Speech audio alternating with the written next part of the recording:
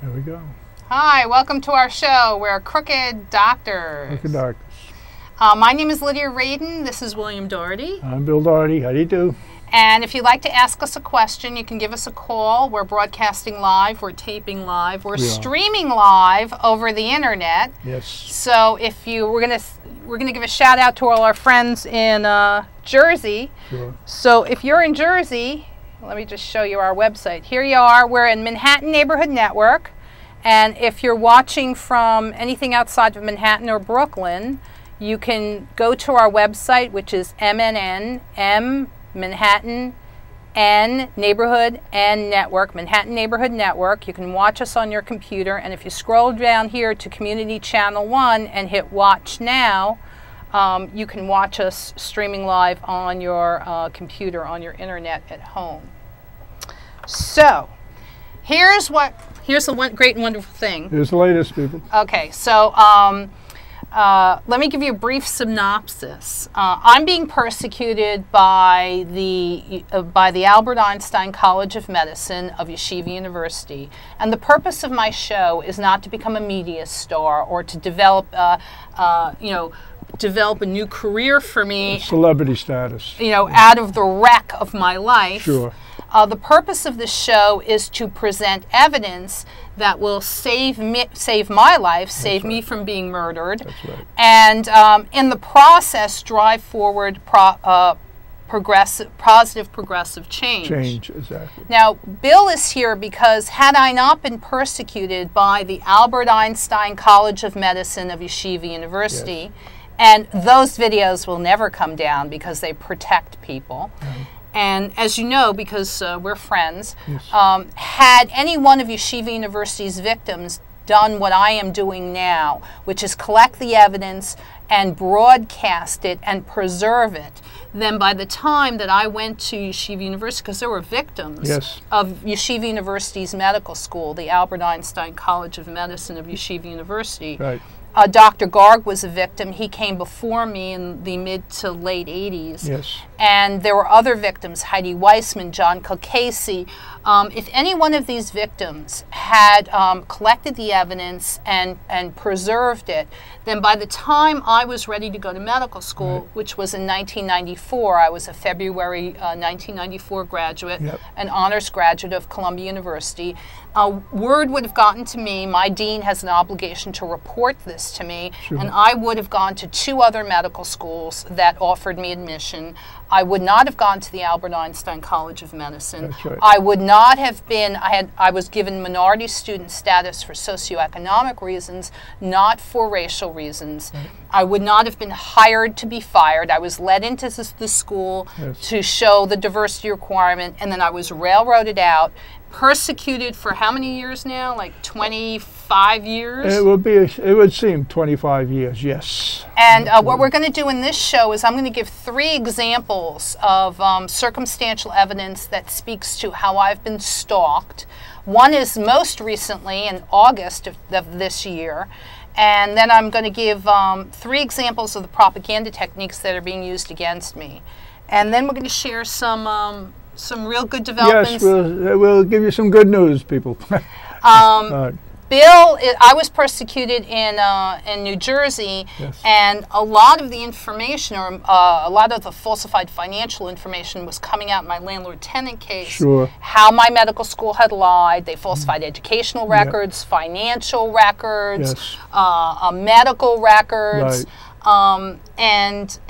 But for the persecution of my medical school, I would have won a landlord-tenant case that would have given, by contract, attorney's fees for the tenant. The tenant would be able to recover attorney's fees, and it would pretty much be law. Like, as we speak, Senator Stack is proposing a bill to make this law as a result of my case. My court case was also drive legislation in that direction. Now, Lydia's case could have done that some time ago, but for the persecution of my medical school. So in 2008, I am in a landlord-tenant trial with dishonest attorney and lawyer Judge Nino Falcone. Sure. And I was challenging a proposed lease. My landlords put in their lease, like it's in all leases in Jersey. It's a boilerplate where the landlord collects attorney's fees, but the tenant does not. Senator Stack will change that with a bill in the state legislature as we speak. Thanks to us. And Eric Martindale and all the tenant leaders and Matt Shapiro. Yes, we have names. Yes, Senator Stack, Eric Martindale, Matt Shapiro, certainly Vince Ansetti, Lydia and myself. Darren S. Sharif, City Councilman. Darren Sharif, City Councilman. And the list is growing, folks. So I think we have a landmark, a landslide, a snowball rolling here. And in Bill's case, he got the support of well-respected independent producers here at Manhattan Neighborhood Network. MNN, and they donated their time. They're donating more time as we speak. Oh, we got a caller. Call. Is it Ben? Well, let's hope it's Bill. Maybe a Grandview person? Hello? You cannot be heard. We can't be heard? No. No kidding. What do you mean we can't be heard? I'm telling you, if your engineers are listening, we can hardly hear you. You can't hear you. Oh wow! So you know what? Let me thank you so much for calling in. I don't know why we're not broadcasting out. Yep, you can hardly hear anything you're saying.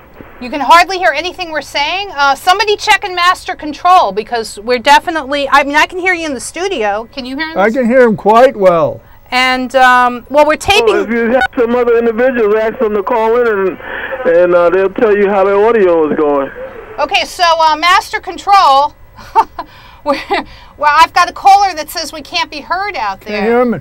Okay. Thank you so much for calling. But please know that we're taping live, and I'm going to put this videotape up on YouTube. YouTube, yes. So whatever you've missed, you'll catch at a later date. Yeah, please don't be too concerned because I am taping this live and we will put it up on YouTube and you're not going to miss any of the information. Not at all. And we're working on it, aren't we, Lydia? Yeah, I hope that well, Master Control. Master Control. We hope we're broadcasting because we just got a phone call that said we can hardly be heard, but there are people watching, so that's great. Absolutely. At least they can see us. So hopefully they'll work on the volume. Audio, yes. Here's the big favor that here's the gift that these people are my medical school is digging its hole, digging its grave. My medical school, Yeshiva University up in the Bronx. Yes. Is digging their grave wider and deeper. Yes, they are. And I talked to my attorneys because, you know, I'm in a criminal appeal. These people pressed false criminal charges against me and then manipulated the criminal justice system to inflict harm on me. So instead of taking a gun and shooting me, they just used the criminal justice system to beat me up. Well, sure. But here's what I got my attorneys to admit to. Detective Cologne from the 34th Precinct lied on the witness stand. So that means if you're out there in Manhattan, you call Lydia Radin. You can email me at crookeddoctors, that's lowercase, crookeddoctors@yahoo.com, or you can call into my show. If you're being prosecuted by Detective Cologne, if he's a witness in your case, you call Lydia Radin because I'll get up there and discredit him. Now here's what Detective Cologne from the 34th Police Precinct in Manhattan claimed. In my case, and you know, because I've put the testimony up there, he claimed that he didn't investigate into crimes in my case because that the school had inflicted upon me, because he claimed that I had filed charges against Yeshiva University in a retaliatory manner after they filed charges against me. That's a lie. Yeshiva University pressed false criminal charges against me in 2009. Yes, it did. I pressed charges against Yeshiva University in 2005. Yeah, it was a cross complaint. That's what it was. Go ahead. There was a false complaint against me. A cross complaint. When they filed charges against no, you. No, it wasn't? No, it's not okay, a we'll clarify that, Lydia. What happened? Because in 2005, in May of 2005, Judge Patterson ruled against me wrongly in my underlying federal civil court case. Right. 1 month later, in June of 2005, I discovered falsified financial information. There you go. And in June of 2005, I have a police report where I'm reporting that my school has falsified financial information. So my complaint against Yeshiva University came first. It came in 2005. It was not for aggravated harassment. It was for federal student loan fraud. Yes. For fraud in the federal Pell Grant program. Oh, right.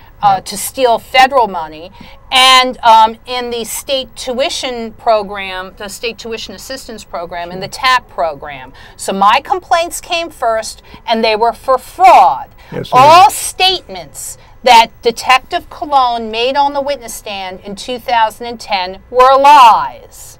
So Detective Colon deliberately, intentionally, knowingly, willfully, with malice aforethought, with criminal intent, lied on the witness stand. Assistant District Attorney Alex Spiro presented that perjured testimony, and all of these people knew that they were lying at the time that they lied, because I handed them a police report from 2005 that showed that my complaints against Yeshiva University came first. Right. They were for fraud. And so if you're out there in Manhattan, please call me, because I'm not afraid of standing up to Detective Colon. And not only will I stand up to Detective Colon, but I will testify against him. Detective Colon probably handles hundreds of cases. Yes, most So likely. if you can find one little mistake and you call me, you will get a do-over, because Detective Colon is a dishonest police officer who lied on the witness stand to illegally convict and illegally incarcerate He's a bad me. cop. Okay, go ahead. Yeah. And here's how stupid Detective Colon is. He goes out there and risks his life every day. Then he goes home and he pays his taxes. Yes. And his taxes go to promote private religious education at a private religious school that takes your tax dollars and teaches students that if you are a non-Orthodox Jew, you are not human. That's how Yeshiva University referred to me, because I'm not Jewish. Yes. And I'm not an Orthodox Jew, and I'm referred to as not a human being. Good job, Detective Colon. Thank you very much, Detective. There's a built-in protection that I have when I stand up to crooked law enforcement. What is it? And that is what the dishonest psychiatrist, my school should be shut down. And they're trying not to be shut down by holding themselves out as having expertise in psychiatry. Yeah. They don't have expertise in psychiatry, they're liars. But what these dishonest, crooked doctors want every law enforcement official to know, what they want everybody to know, is that they practice Soviet psychiatry. All right, yeah. Show trials. It's Soviet psychiatry. It's psychiatry as a political weapon. So they Yes. want the police officers to live in fear. They want the marshals to live in fear. They want military personnel to live in fear, because they want them to know that they have an axe to their throat. So law enforcement only gets to carry guns if a psychiatrist says that they're okay. And the That's way right. you get rid of honest cops is you use Soviet psychiatry against them. Sure, sure. How this works is anytime you go to court, you'll have two psychiatrists, shrinks, I say, but one will be for the prosecution, and then the defense will have its shrink. So they play off against each other, and this is a modified version what normally goes on in the courtroom. Your shrink and my shrink, and they clash. No, they But don't. now They're liars. But in Lydia's case, it's more dramatic. What is it, Lydia? They're liars. They're absolutely out and out lying. You know? Right. And they're lying, and they want law enforcement to live in fear. You know where I learned most of this stuff from? Where? There's an attorney and police officer. She's been handling cases for police officers. They try to get rid of honest cops. And what course. they'll try to do is not give them fair hearings. So as I studied her cases and I called her, I said, you know, we have the same problem. Right. Because she's against the great big blue wall of silence, Of and I'm course. against the great big white wall of silence. Now, medical school students don't get fair hearings. Neither do cops, but because of the work of this particular lawyer and other lawyers, she took the, cops came to her and they were trying to, you know, it was one case and then word of mouth, she'd get another case and then another case. And what she would point out is how these police officers were not getting fair hearings. And You see, there's a pattern here. It's not just one police officer, but 1, 2, 3, and the list goes on, people. Right. So there's an honest cop, and there's one right now named Schoolcraft. He's suing for like $50 million. He was reporting on how crime statistics were being manipulated. Yeah. And in order to discredit him as a witness, they drop-kicked him into a locked psychiatric ward for 6 days and tried to develop this bogus argument that he was crazy to discredit him. Okay? So, you know, in my case, it's a little bit different because what the police don't understand is that they're doing Yeshiva University's dirty work. Yeah, that's pretty common. And they're doing Dan Rizal's dirty work. Yeah. Dan Rizal is a dishonest attorney. In 2003, they allowed Marlene Abramova, they held Marlene Abramova to different standards than me, which I'll go into in another show.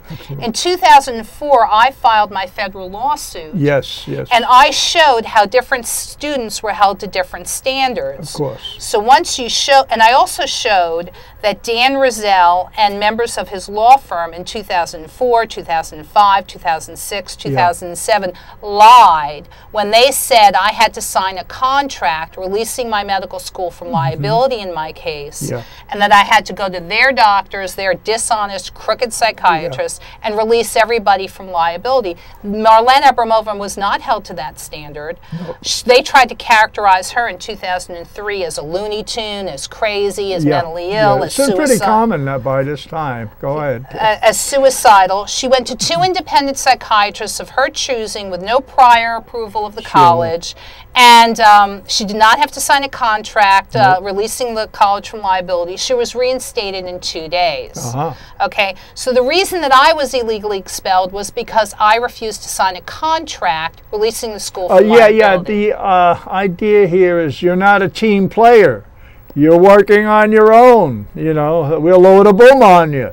Go ahead, That's Lydia. right. You're not a team player. Exactly. So what these dishonest psychiatrists from my medical school want law enforcement to know is they want you to live in fear. So if you're an honest cop, you know, and you start reporting in, what'll happen is they'll start making up stories about you. Like, you know, you're drunk, you fight with your wife, blah, blah, blah. It's garbage. And when I was talking to an attorney who's handling these cases, and I'm reading her stuff, and I'm learning how the police officers, and she's been doing this for like 10, 12, 13, 14 years. She's getting away with it. Well, no, she's defending the cops, and what she's saying is, because a cop will come to her and say, look, they're trying to destroy my career, and they're saying I'm crazy. Discredit you, right, sure. And she's like, no, what are you accused of? How did you get a fair hearing? And she'll go through and say, you never got a fair hearing, and she starts pushing. Pushing the envelope. Right, she starts pushing the NYPD to changing its procedures. I see. So that it's more likely that if you're a cop, you'll get a fair hearing, and your career and your pension and your life won't be destroyed. Got to follow the rules. Okay. So, in my case, I can demonstrate that medical school students have never gotten a fair hearing. They don't get the same shake, it seems, as the cops do. And why is that? Because it's a corrupt system, and if you actually gave people a fair hearing. But why do psychiatrists are held to a different standard than, for instance, the cops or something? They're liars. Well, how do psychiatrists get away with it? Because they're liars. They don't need warrants or anything. They just pick you up, carry in a booby hatch, and that's it. How can they do that? Because they're liars. A cop needs a warrant. He needs a this or that. Liars. You know. But shrinks can do anything they want. No, Why? they can't. No, well, they can't. How does this happen? This happens to a lot of people, not only Lydia. Because one of the purposes of this show is to teach the general public public how Go to ahead. use McKinney's. I see. Education law, section 6530. What is that, Lydia? These are the laws that protect you, and these are power and control issues. Okay. Psychiatrists want to have power and control. They Absolutely. want us to live in fear. Yeah. They like dishonest Dr. Vladimir Jelnov. They Yeah. want to be able to lie. I've heard horror stories. Go ahead, Lydia. And what they don't want you to know is the laws that protect you. So psychiatrists feel like, and they did this to me, Yeah. that they can run around and just spew their garbage. The They venom, can't. yes. Okay, they can't. First of all, and I presented this in other shows, and I will today. I want to get to some of the Sure, propaganda go ahead. techniques, but. McKinney's Education Law, Section 6530, they're operating, unless you sign a consent for it that says you're some psychiatrist patient, you're not. Right. They're operating beyond their authorized scope. Good. And, good. and there's a number of laws that protect you. Now, psychiatrists try to get around that by saying, okay, well, she's not our patient, but we're going to diagnose her based on her public statements. Ah, there's the rub. Okay. Go ahead. They Go can't diagnoose you based on your public They statements. can't, No, they can't. You know why? They Why? try to, but they can't because they don't know what's going on in your life. You know, your public statements are not the only thing. In my case, for example, I signed secrecy agreements. I see. So unless dishonest psychiatrists can produce every single secrecy agreement I ever signed in my life, Yeah. they have no clue of what's going on in my Interesting. life. So they should just keep their half-baked, dishonest opinions to themselves. Good. And then there are laws that are passed so that hospitals cannot be used as de facto prisons. Is that, well, yes, that's exactly the point I was making. De facto prisons. Psychiatrists can just lock you up, and they don't need a warrant. They don't can't. need anything that cops do. You see, it seems to be They the can't, case. and that's but the they do point. it. That's the point of this How show. do they do it? How do because they lied, and part of the point of this show is to teach the general public how to protect yourself from crooked doctors. Okay. Yeah. Now, actually, this plays into what I wanted to show because at Jersey City Medical Center, Yep. I can show this pretty quickly. Good. You know what this is? I'm going to show you a propaganda technique, and one of the propaganda techniques that the Soviet psychiatrists use Yep. is they'll. Let me get to this one right here. Ralph Pagnosi. Let me show you this. You're familiar where I live. Well, yeah, Ralph Pagnosi. Go Okay. ahead, tell the story. When Yes. when I was winning against my landlords, Okay. I won 3 times, Okay. and in summer of 2008, I go into the 4th frivolous Right, eviction. right. And we go to my landlords and decided to escalate the aggression towards me. So they go down to Jersey City Municipal Court. Yeah. And they go down to Jersey City Municipal Court and they file false criminal charges. Okay. And I stand up in front of Judge Rodriguez. You know her. That's right. Judge Rodriguez is the chief judge in She's the the chief judge in the municipal court. in And I Jersey City. stand up in front of Judge Rodriguez on July 10th, 2008, Yes. and I say I want a no contact order against my landlords. Okay. She refuses to give me a written no contact order. She gives me this bogus verbal no contact order, Yeah. which is completely and utterly worthless. It is. I fire Kevin Pervin, my public defender. Okay. I get another public defender. Now, I'm not going to spend money on these bogus criminal charges because Sure. it's just a way to milk your money. And I've been Absolutely. through that. Oh, yeah, with this. that's how they get you. Yeah. Go ahead. So on July 30th, 2008, I go back in front of Judge Rodriguez and with another public defender, Jonathan Goodman, who's worth exactly what I paid him, nothing. And again, we stand up in front of Judge Rodriguez and I say, I need a written no contact order. Yeah. My landlords will violate your verbal no contact order. They violated a written no contact order before. Yep. And when I call the police, I will have nothing to show them. And I need this because I have family and friends staying with me and we're testifying against the landlords, and we're going to criminal proceedings testifying against the landlords. And again, Judge Rodriguez refuses to give me a written no contact order. And true to form, my landlord, Ralph and Magda Pagnosi, violated the verbal no contact order several times in early August 2008. Right. And my mother took a photograph of Okay, Ralph let's Pagnosi. see that photograph. So here's the photograph. There's the hand, people. This is Ralph Pagnosi. They're saying it's Lydia, but the hand's got hair on it. Wait, well, let me just set this up a little bit. Sure, sure. This is Ralph Pagnosi. Real bogus stuff. And my mother took this photograph. Yeah. Ralph Pagnosi is, you know, knocking on my door, and Yeah. I got more pictures of them violating Yeah. the no contact Yeah. order. So this is Ralph Pagnosi, and he's violates the judge's no contact Yes, order. he does. And what I did, because we were being threatened, is I made a sign, and this is my front door at 278 3rd Street. Wow. This is a sign right here where I say, hey, there's a verbal no contact order against my landlords. Now, they're threatening to break into my apartment. They're threatening to set my apartment on fire. I'm like, of course they want to destroy the evidence, Yeah. because this is the evidence that protects me. So because Judge Rodriguez refused to give me a written no contact order, I posted this sign on my door that said, hey, there's a verbal no contact order. My landlords have lied to the police before. If they come to the door, okay, the police should be aware there's a no contact order. Now, you see this? This is a utility knife. Yeah. And Ralph Pagnosi's hand. Now, this is Ralph Pagnosi's hand.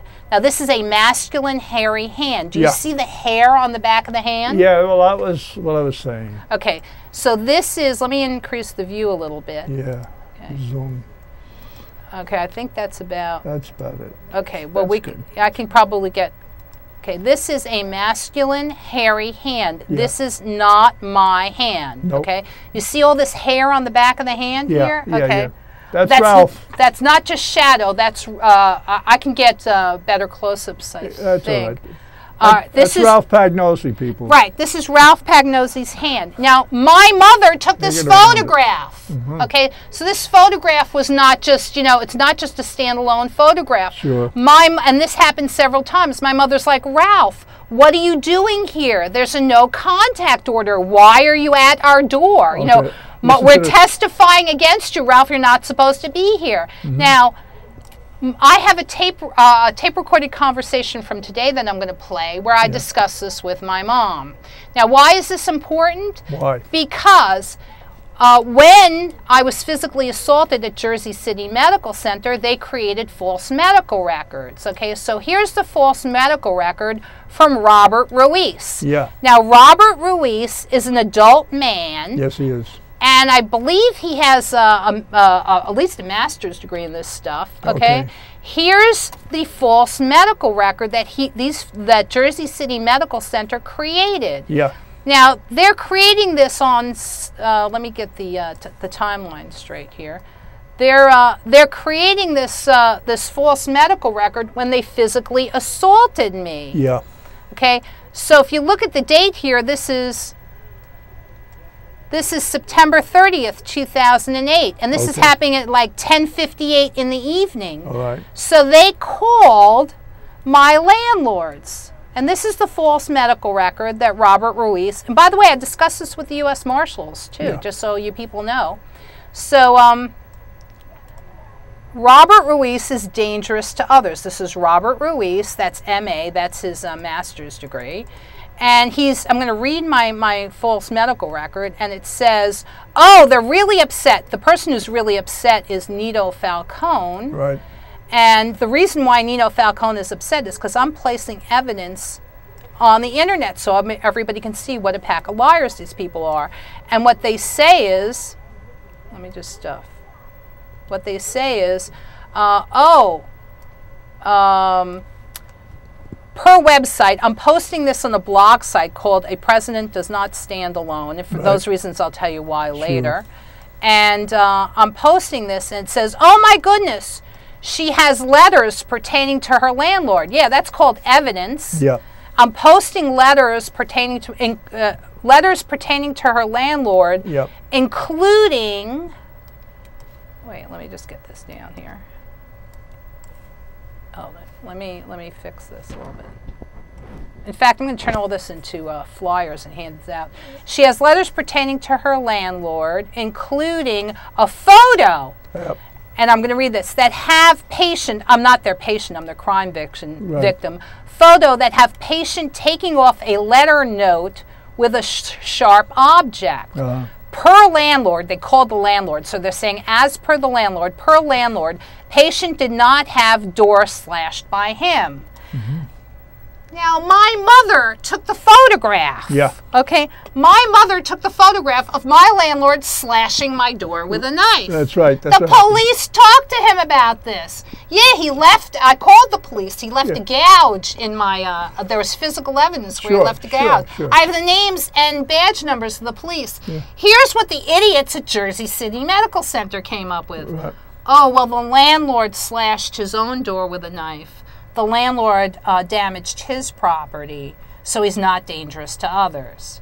Okay, idiots. My landlord, do you believe this? How'd they get away with that? Go Because ahead. they're liars. My landlord did not get in his car, drive from North Bergen to Jersey City to slash my door with a knife because he wasn't trying to tell me something. And I'm telling these people, the violence towards me is escalating. And if you do not enforce the no contact orders, I am going to come to harm and my family's going to come to harm. Yeah. So in July of 2008, I go down to Judge Rodriguez in Jersey City Municipal Court. Yeah. And I don't ask. I beg this woman, give me a written no contact order. So when I call the police, I have something to show them. Yeah. In August, early August of 2008, my landlords violate the no contact That's what order. they did. Not once, not twice, not 2 times, 3, 4, 5 times. I call the police. They laugh at me. Where's your written no contact order? Yeah. Judge Rodriguez refuses to give it to me. Yeah. Ha ha ha ha ha. Well, I This don't is know. the Jersey City Police. Yeah. My landlords violate that no contact order. And I have photographs of my landlady, Magna Pagnozzi, violating the no contact order, and this photograph of Ralph violating the no contact Yep. order. Now, you know where's the municipal court is on Summit Avenue. Yeah, it's on Summit Avenue. I believe it's 367 or something like that. Right. Yes. It's on Summit Avenue. Yes, it is. And because we lived in Jersey City. Yes. Room 118 is Yeah. where you file. Room 118 is a complaint room where you file complaints. I go down to room 118. Judge Rodriguez had instructed me. Yes. Lydia, when your landlords violate the no contact order, come down, tell us about it, file complaints, and we'll enforce it. Yeah. They lied. I go down to room 118 and they refuse to take the complaint. Keep it off the record, keep it off the record, keep it off the record. So they're not protecting me and my family. Yeah. Okay? Lydia's a lunatic. Don't take her information. Yeah. So this is happening in August. Yes. In September, I win against my landlords. Okay. This is September 25th, 2008. All right. Judge Nino Falcone, angry and frustrated, a few days later, on Tuesday, September 30th, 2008, called Jersey City Medical Center and in the afternoon, and he lied. And at 4 o'clock in the afternoon, Jersey City Medical Center sent their workers over to my house to tell the lie, to scare my family. I get a panic phone call at 4 o'clock in the afternoon, Yeah. and the events begin to unfold. Jersey City Medical Center falsified their medical records, and their story started at 7 o'clock in the evening. Okay. But they lied because they didn't talk about all the events that led up to this. That's right. I go down to Jersey City Medical Center like the police told me. First, Yeah. the police tell me, go to your... It's a setup. Go Right. ahead. Here we go. It's a setup. Watch. Listen to this. I get a panic phone call at 4 o'clock in the afternoon. I spend an hour trying to get someone to talk to me. Nobody would talk to me. I go back to Jersey City. Me and my mother's boyfriend go down to the police. We get the same cop. Can you please tell us what's going on? We don't know. And the cop tells us, go tell your landlord that if he's threatening you and if his attorney is threatening you, to put a padlock on your door the next day and throw your belongings, including your evidence, into the street, that's a crime. Go tell him not to do that, and then go down to Jersey City Medical Center and tell them to knock it off. So I go down to my landlords. As per the police, I'm not violating the no contact order if the police are telling me to do this. Right. As I discussed with the Hudson County Prosecutor's Office. And I don't get to talk to my landlords, and I don't knock on their door. I talk to the grandfather in the street saying, tell your son to knock it off. And then I go down to Jersey City Medical Center. I asked to speak to a supervisor. Right. They were lied to, and they knew they were being lied to. Yeah. They physically assaulted me. They almost murdered me. And then to cover their butts, they lied. And they said that in the photograph, that was my hand in the photograph. Now, do I have a masculine hairy? No, you do not. No, Do I have any hair on the back? No, that's pretty obvious. No, it's Ralph Pagnozzi. So I called my mother, and we're going to play this. And you know what? I think the audio speaks for itself. Sure. So let's listen to my mom confirming that she took the photograph. She's a witness to Ralph Pagnozzi violating the no contact order long before September 30th. Okay. And she confirms that her boyfriend Bob was also there as a witness. Yes. By the way, the people next door were watching all this stuff happen over none of these people were talked to. So I'm not the only witness. You know what's wrong? Here's the problem. The cops can't tell you, go confront your landlord. You call cops. The cops are supposed to come over there. What's the problem? We have a domestic dispute. We have some kind of dispute. So the cops never came. They're sending her to do all this runaround. This is highly unusual. Because the police have been lied to, and they were lied to by my medical school. And Tracy McQuaid at the Hudson County Prosecutor's Office confirmed Jimmy David and John Scarfone are lying. The school has had a retaliatory motive against me since 2006, but before since 2005. Well, I know about but before that, since 2003, 2004, since 1996, the school has had a retaliatory motive against me, and I will go through all those nauseating details.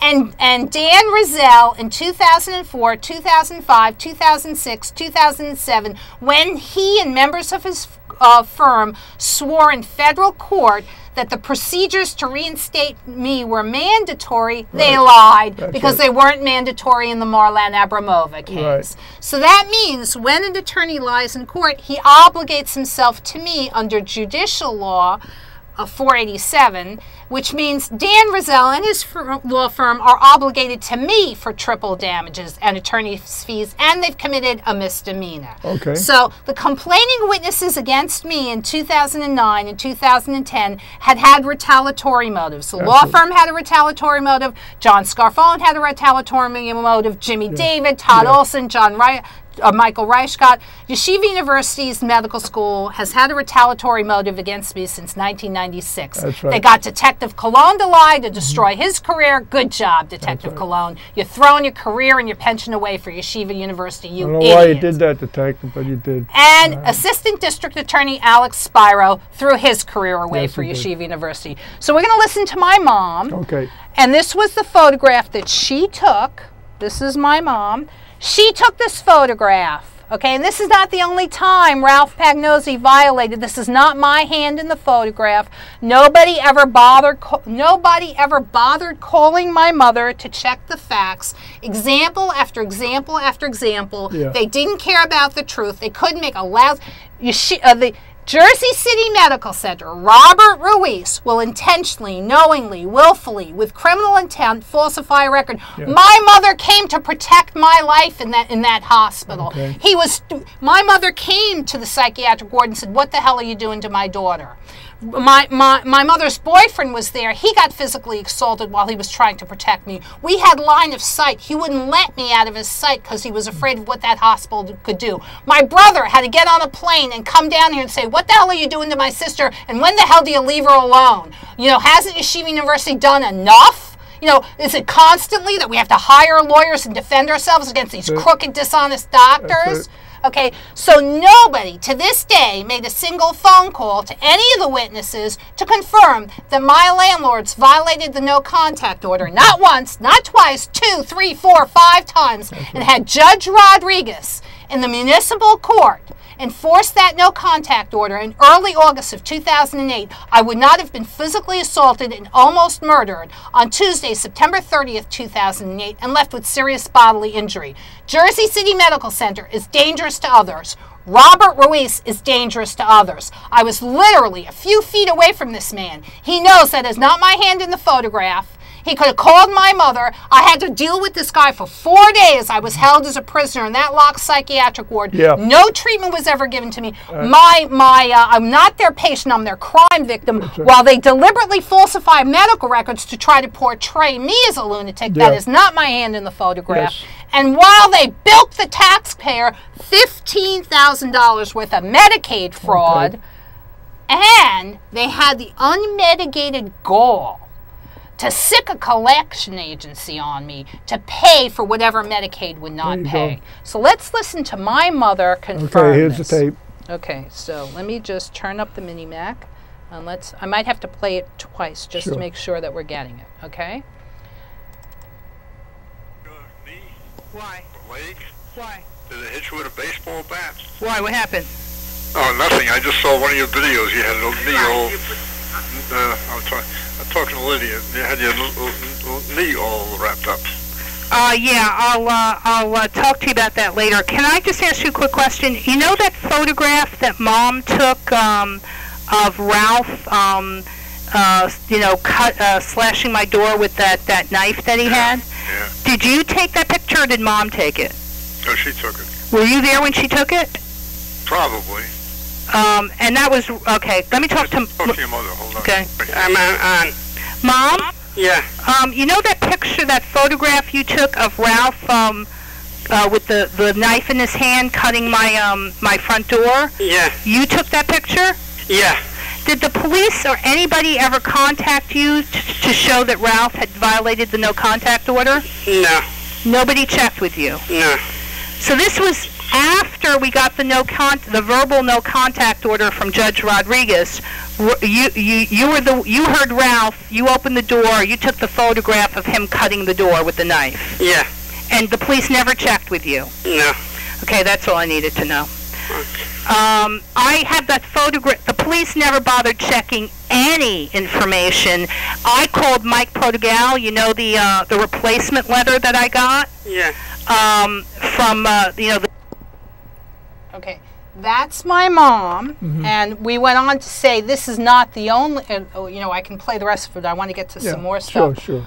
This is not the only example that I can provide. Okay. My professor, Mike Protegal, remember when we stood up in front of the Jersey City council meeting most recently? Oh, yes. And I presented every member of the Jersey City Council. You did. With a letter from Mike Protegal. That's It right. was from March 2009. Exactly. Right. And my medical school refuses to give me my educational records. Yes. And I had to go to my professors and say, could I please have a replacement letter? Right. I got it notarized. Yeah.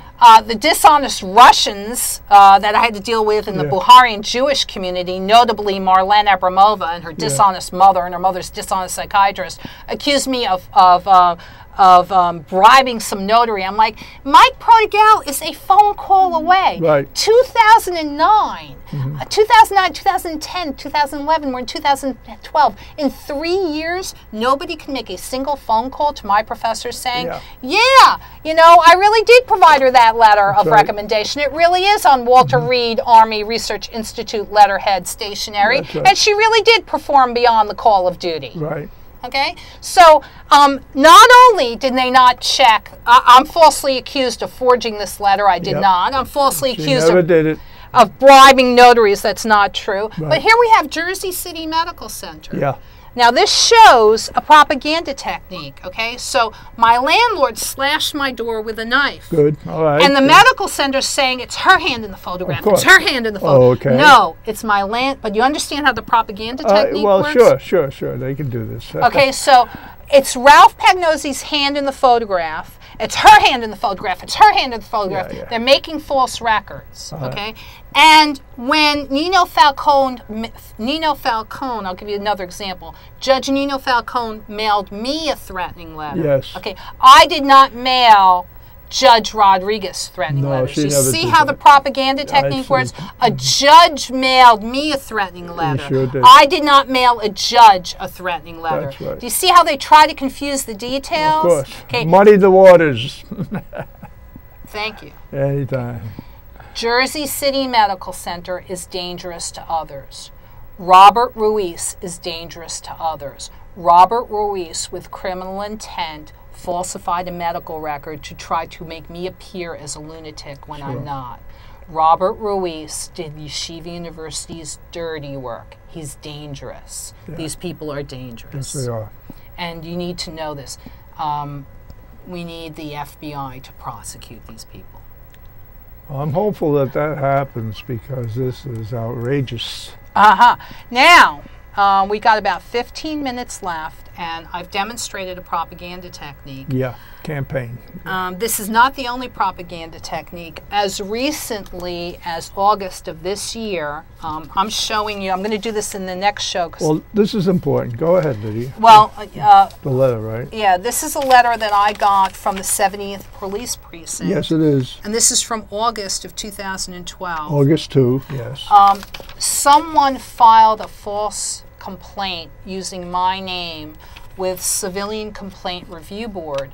And I want you to hear the propaganda technique, because again, it's a different propaganda technique. It's to try to confuse the details. Sure. And apparently someone claimed that I was having a dispute with my landlord because he didn't give a payment to my lawyer. Right. Have you ever heard of anything so stupid in your life? Sounds pretty bad. Okay. I did not, in this year, and most recently in 2012, file a complaint with Civilian Complaint Review Board claiming that I was in a dispute with my landlord and he refused to give a payment to my lawyer. Yeah. That's stupid. Okay. Well, So why would you do something? I It did. sounds irrational, number one. I didn't. But here's the thing. I have Detective Graddick from the... Detective Graddick called me. I mean, Yes. I'm sorry, not Detective. Sergeant Graddick called me. Good. I called him back. And Civilian Complaint Review Board is located at 40 Rector Street. So Okay. I did not go into 40 Rector Street to file this complaint. This is a false complaint. Filing false police reports and false complaints is a crime. This is not the first one. When I first came to stay in Brooklyn, Yeah. there were as yet unidentified individuals and an individual or individuals that were making phony 911 calls. And we're going to get into that in the next show, where I'm going to show you the phony 911 calls, because our super van Ben asked about this. And I'm like, yeah, I had to go down to One Police Plaza. Sure. I got the transcript. I can show the phony 911 calls. Yeah. So when I get out of prison and this nice lady is giving me a place to stay until I Yeah. can get my apartment back, Sure.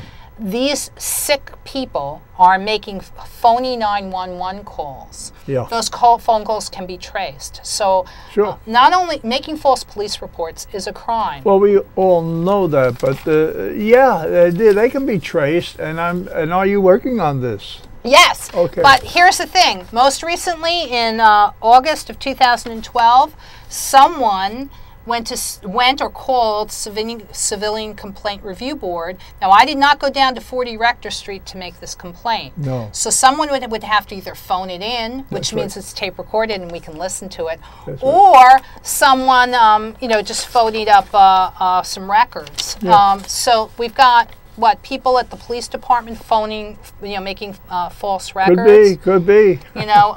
This is like the U.S. Capitol Police. Every time I call them up and challenge them, they have to change their story because they're making false records at U.S. Capitol Police. I mean, give me a break with this. This is circumstantial evidence that I'm being stalked, and that I'm the one who's being harassed. And in my case, the crimes are so serious that they speak to premeditated attempted murder. Bill, do you think Robert Ruiz didn't know what he was doing?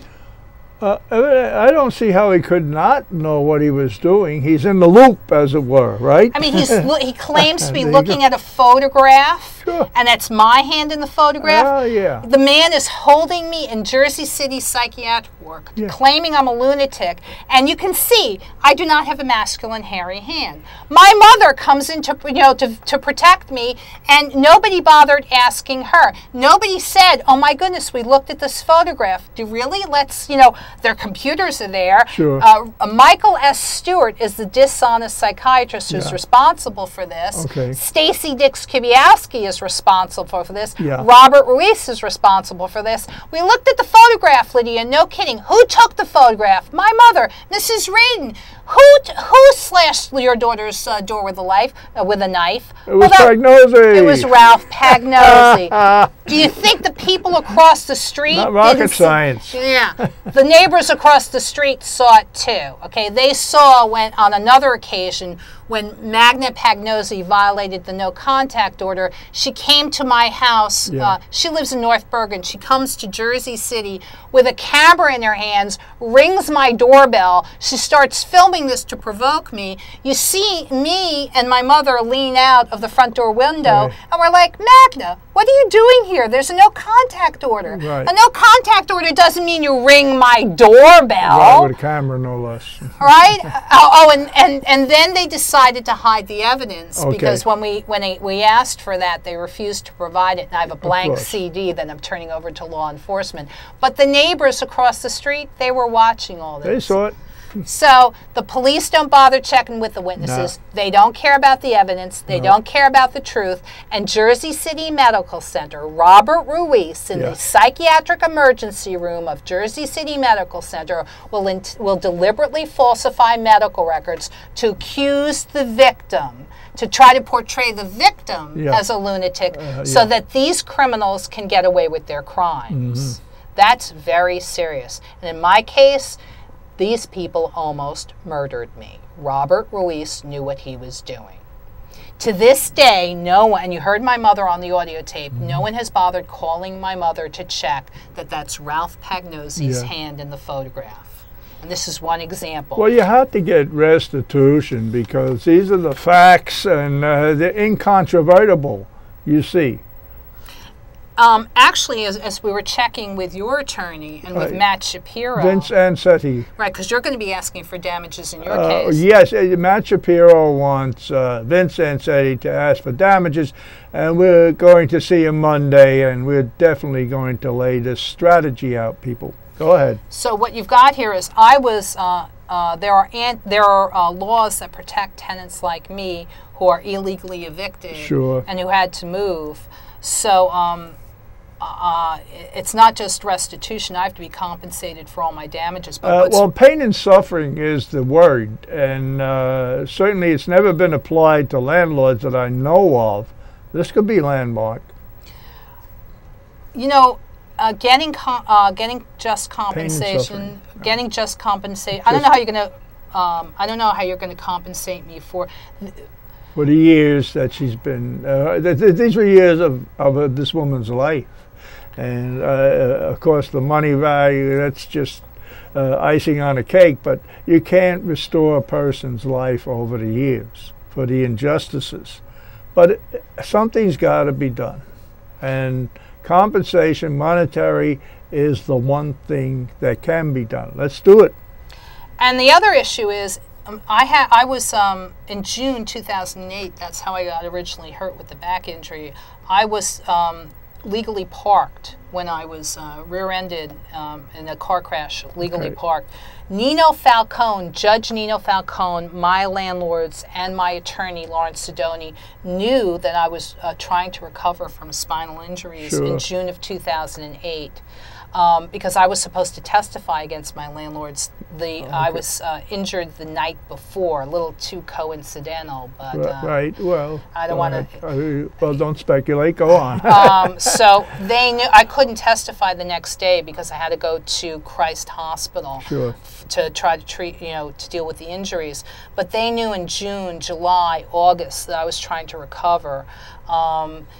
In fact, I even asked Judge Fast and Northeast New Jersey Legal Services, I'm trying to recover from spinal injuries. Could we postpone the Yeah. trial? And they refused. They forced me to go through a landlord-tenant trial in July when I Right. was suffering from spinal injuries instead of taking care of my health. That's cruel and sadistic.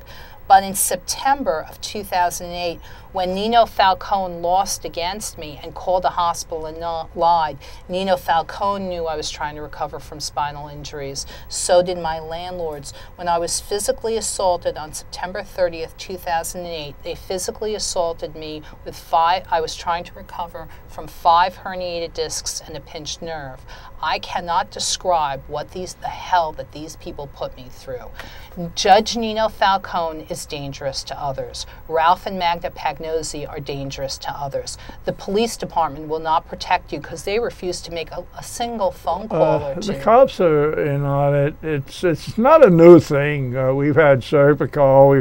We have a whole history of this going New York and New Jersey. This is not the first time this has happened. Well documented cases, incidentally. Go ahead. The Jersey City Prosecutor's Office knew Tracy McQuade could have put a stop to it. Debbie Simon, after the fact, could have prosecuted these people. Ed DeFazio has had my falsified financial records in his hands since 2005. These people are dangerous, dangerous, dangerous to others. Sure they are. Robert Ruiz is dangerous to others. Yeah. And most recently, I'm going to talk about how this... yeah, this is from August of 2012. Good. Somebody claimed, now it's not that hard for me to chase down my file. Again, it's not rocket science, and these things can be traced, and I think she's in the process now. So That'll be great. That'll be great. I got about a minute, and then we'll talk about your case. Absolutely. But I got a minute where I'm going to play. This is Sergeant Graddick at the 70th Police, and this is what it says. I get this letter. Yeah. I'm going to read it. It says, it's August 2nd, 2012. It says, Dear Miss Radin, I am in receipt of your complaint in which you stated you are not pleased with the explanation the responding officers gave you. Sergeant Graddick is currently assigned to investigate your complaint under my supervision. I would like for you to contact Sergeant Graddick so that we can properly address your complaint. Please contact Sergeant Graddick. And this is signed by Eric Rodriguez, the Deputy Inspector at the 70th Police Precinct. Yeah, what are the issues here? I don't know. I call Sergeant Graddick. I'm like, what is this all about? And in because about you never wrote that letter, is that it? Well, this letter was sent to me, but this is a propaganda technique. And what Sergeant Graddick, and you're going to hear this in a minute 40 seconds, he says, well, you know, you, Miss Radin, you filed a complaint at the Civilian Complaint Review Board claiming that you were in a dispute with your landlord because he didn't give payment to your lawyer. Okay, that's a lie. I never filed that Never filed any complaint. So the police department is phony, and this is not taken out of context. This is circumstantial evidence of my stalkers, okay? I didn't file a complaint at Civilian Complaint Review Board claiming that my landlord refused to pay my lawyer. Well, you see... Wait, let me play this. All right, play this off. Sure, we don't have a whole lot of time. Yeah. Graddick, Lydia Radin, I just talked to you a couple minutes ago. Yes. When you got my folder, I just called Civilian Complaint Review Board, and I can't get through because all their circuits are busy. Do you have another phone number for them? That's the only one I have. Okay, is this Civilian Complaint Review Board in Manhattan or in... 40 Rector Street. I'm sorry? 40 Rector Street. Okay. Here's my other question. The complaint that you got, and it must be fresh in your memory because it just happened like a week or so ago. It's not that fresh. I do over 700 a year, but go ahead. I'm sorry to hear that. It looks like there's a reference number 70, number 650. Do you recall when this, you know, since you looked at my file, do you recall when this complaint was made? No, I do not. Do you recall any of the details of this complaint? Only what I told you, ma'am. Could you just repeat that for me? That you were complaining that you have a dispute with your landlord because he didn't give payment to your lawyer. Okay, that's a phony report. Okay, well, when you get in touch with the Civilian Complaint Review Board, you can explain that to them, all right? Okay, I have a dispute. This is what you recall? I just want to, because... That's all I recall, ma'am. That's all I have a dispute with my landlord because he refused to pay my lawyer? Yes. Okay, I never made that complaint. Okay. But what I'm bringing to your attention, Sergeant Graddick, is that someone's making phony complaints. Okay, what I'm bringing to your attention is no longer on my desk. Okay. It's back up to them. Okay. All right? All right, thank you. Okay. Okay, so it's not that hard for me to chase down that file. We're going to go out in 40 minutes. Right. And so I'm showing the propaganda techniques and the circumstantial evidence that points to my stalkers. Whoever filed this complaint and the phony 911 calls. Well, you need a copy of the complaint. You can get that, right? Well, I'm going to get that. Sure. And then we're going to we're going to follow. Oh, we're out. We're going to follow up on this. All right.